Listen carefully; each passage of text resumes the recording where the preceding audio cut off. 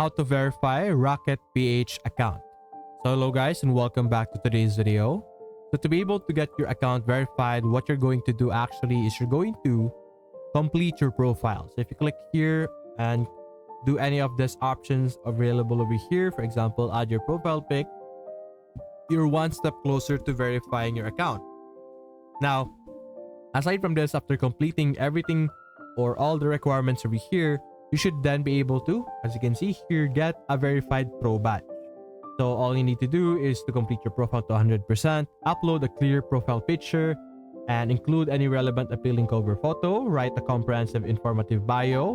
So basically complete everything about your profile, provide every information, and you should be able to get verified in Raket.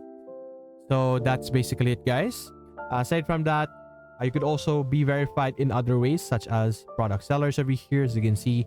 So you can just simply visit the article, how do I get a verified pro badge? And you should be able to get more information about that. So that's basically it, guys. If you enjoyed this video, leave a like and subscribe. Thanks for watching.